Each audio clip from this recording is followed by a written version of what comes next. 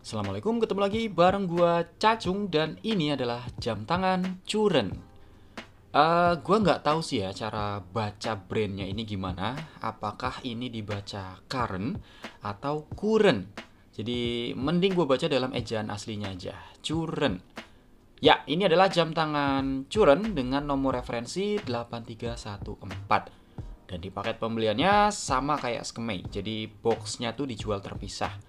Dan kebetulan gue lupa banget buat check out boxnya. Jadi jamnya cuma dibungkus pakai plastik. Kalau kalian mau tahu boxnya kayak gimana, boxnya tuh kayak gini guys. Nah, tapi bagusnya di sini tuh masih dikasih manual book sama ada tagnya.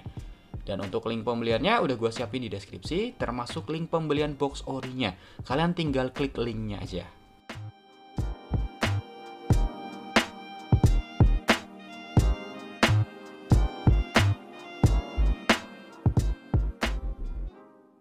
Oke, untuk informasi pertama yang perlu kalian tahu, Curen ini adalah brand dari Cina. Harganya cuma 200 ribuan. Kalau penilaian gue sih masih satu kelas lah sama Skemei. Cuma setelah gue lihat-lihat, si Karen atau Curen ini dia lebih fokus di jam tangan analog aja. Karena gue nggak nemu yang model digital ataupun anadigi. Koreksi gue kalau gue salah ya. Dan untuk desain-desainnya pun lebih ke jam tangan fashion dengan model yang sporty dan complicated. Sebagian besar ada fitur krononya. Nah, kenapa gue pilih review yang model 8314 ini? Jawabannya adalah karena gue lihat penjualan di tokonya tuh model ini adalah salah satu yang paling banyak terjual. Makanya gue penasaran nih, sebenarnya kayak gimana sih barangnya? Dan setelah gue lihat langsung, secara desain ternyata emang keren banget. Gue pun suka liatnya. Dan konsep desainnya ini kental banget dengan aura jam tangan pilot. Karena untuk bagian dial dia mengadopsi dari desain kokpit pesawat. Di sini ada subdial yang bentuknya mirip kayak barometer yang ada di kokpit. Termasuk jarum-jarumnya juga dikasih warna mencolok biar mudah dilihat. Di sini dia pakai warna orange untuk ujung-ujung jarumnya.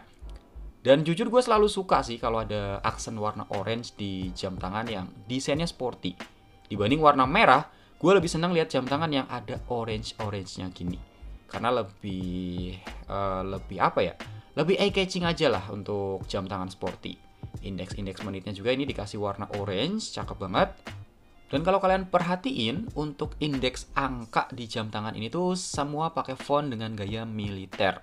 Baik indeks menit di ring chapter, terus di subdialnya, sampai di marker utama, fontnya ini ala militer gitu guys. Jadi makin berasa nuansa jam tangan pilotnya.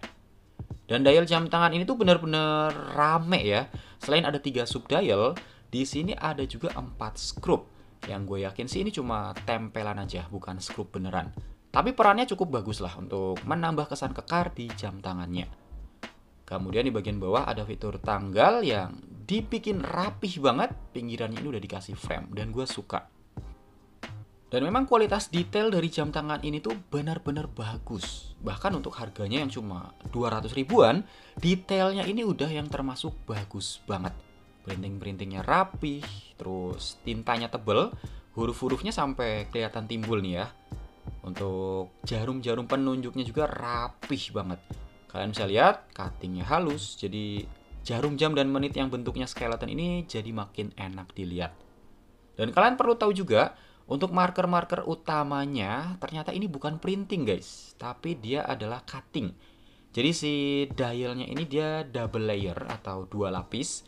Lapisan bawah tuh yang warna hitam ya, terus lapisan atasnya yang warna grey.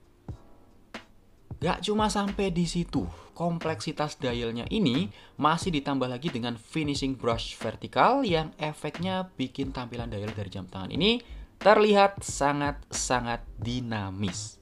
Dilihat dari sudut yang berbeda, maka penampakan dialnya pun seolah-olah berubah warna. Dan ini keren banget. Lagi-lagi untuk jam tangan yang harganya cuma 200 ribuan, menurut gue bagian dialnya ini terlalu keren lah. Berikutnya untuk bagian case, walaupun cukup berat, cukup berbobot, ini kerasa padat banget. Tapi materialnya udah pasti bukan stainless ya di harga segini. Kemungkinan besar sih ini pakai zinc alloy. Nah, tapi bagusnya tuh dia pakai finishing sandblast nih. Dan dari pengalaman gua, kalau zinc alloy yang pakai sandblast ini, bagusnya tuh dia bisa tahan terhadap serangan korosi lebih lama. Umurnya bisa lebih panjang lah dibanding yang finishing polish. Karena sandblast ini biasanya tuh lapisannya lebih tebal. Apalagi warnanya hitam ya. Jadi kalaupun udah muncul tanda-tanda korosi, ini nggak akan terlalu kelihatan. Terus di sebelah kanan ini ada crown di posisi jam 3, lengkap sama crown guard yang bentuknya kekar, tebel, dan ada kepala baut di masing-masing sisinya. Jelas ini looks-nya kekar banget. Terus di sini juga ada 2 tombol yang fungsinya untuk mengoperasikan fitur stopwatch. Oh ya, tadi gue lupa sih belum ngasih tahu. Untuk sub dialnya ini, yang di sebelah kanan fungsinya untuk indikator waktu 24 jam. Dia nyambung sama waktu utama, jadi nggak perlu di-setting lagi. Terus kalau yang sebelah kiri, ini indikator menit untuk stopwatch. Dan yang bawah untuk detik stopwatch-nya. Cara pakainya gampang banget, tekan tombol yang atas untuk start. Nah, ini kalian bisa lihat detik yang kecilnya mulai bergerak. Dan tekan tombol atas lagi untuk stop. Kalau tombol yang bawah ini buat reset atau kembali ke titik awal. Kemudian untuk dial window, materialnya kaca. Kemungkinan besar ini mineral glass. Bentukannya flat dan dia jernih banget.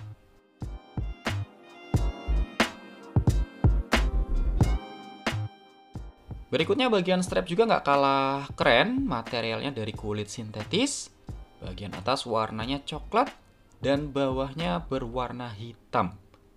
Terus pinggirannya udah dijahit biar lebih awet dan lebih kuat, dan biarpun ini lumayan tebel, tapi masih cukup lentur. Terus lama-kelamaan juga makin sering dipakai pastinya bakal makin lentur nih ya. Kemudian untuk ring holdernya ada 2, dan bagian bakalnya juga keren. Dia punya warna dan finishing yang nyetel banget sama case-nya. Gak ketinggalan, di sini udah ada logo brand yang diprint dengan sangat baik. Gak cuma di bagian buckle, ternyata di ujung strapnya juga ini ada branding berupa logo brand. Dan yang menurut gue paling keren adalah ini nih. Di bagian pangkal strap yang panjang ini, dia dilapis plat logam warna hitam. Ada logo brand juga. Dan berbeda sama buckle-nya, di sini malah dikasih finishing brush yang arahnya vertikal. Dan ini sama banget kayak finishing brush yang ada di dialnya. Artinya ini sangat-sangat nyetel. Ini benar-benar keren banget lah. Gue nggak nyangka sih jam tangan semurah ini, tapi detail-detail sekecil ini pun sangat diperhatikan. Gue benar-benar nggak habis pikir lah untuk jam tangan ini. Dengan harga yang cuma 200.000, dia bisa punya detail yang super-super bagus kayak gini. Next, bagian belakang materialnya stainless, jenisnya snap off. Gerigi-geriginya ini cuma variasi aja ya. Kalau mau dibuka, cukup congkel aja bagian yang ada tandanya ini. Di sini ada logo Current, ditempel stiker juga. Ada nomor modelnya 8314. Terus di sini ada informasi stainless steel back, unique design. Memang untuk desain ini harus diakui unik ya. Terus made in China dan water resistnya nggak ditulis berapa angkanya. Nah, ini artinya paling ya cuma tahan percikan air aja lah. Kayak buat cuci tangan, wudhu, dan sebagainya. Oke, sekarang langsung aja kita bongkar. Dan gue yakin mesinnya bukan mesin Jepang.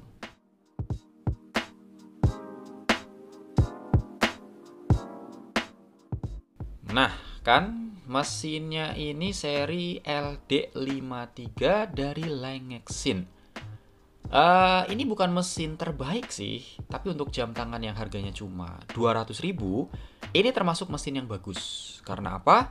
Untuk jam tangan chrono dengan harga 200 ribuan, biasanya tuh kan pakai mesin PE ya.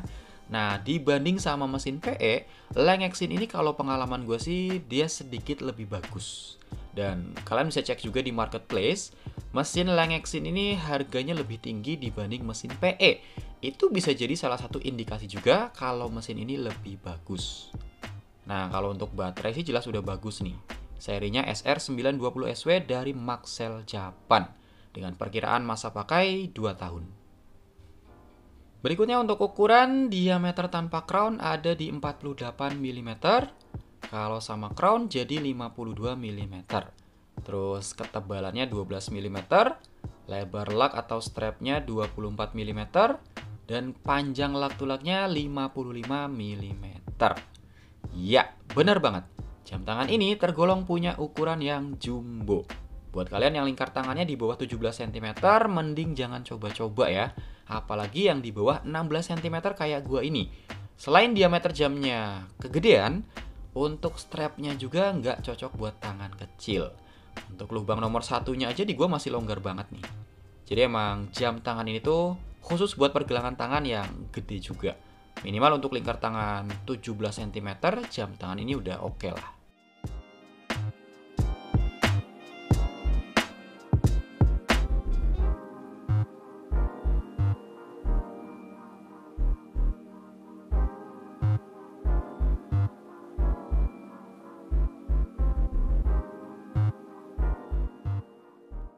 Oke, kesimpulannya untuk harga 200 ribuan atau di bawah 300 ribu, secara build quality ini udah bagus. Untuk desainnya juga keren banget.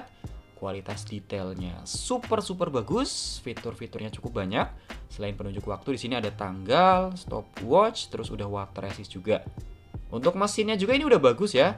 Harga segini hampir nggak mungkin ada jam tangan chrono dengan mesin Jepang. Jadi mesin Langex ini adalah yang terbaik. Overall untuk budget 200 ribuan, ini adalah jam tangan chrono terbaik yang bisa kalian beli. Gue sangat merekomendasikan jam tangan ini. Jadi kalau kalian mau beli, nggak perlu ragu. Untuk link pembeliannya udah ada di bawah ya. Cuma sebelum beli, pastiin lagi untuk cek ukuran lingkar tangan kalian. Karena jam tangan ini benar-benar jumbo.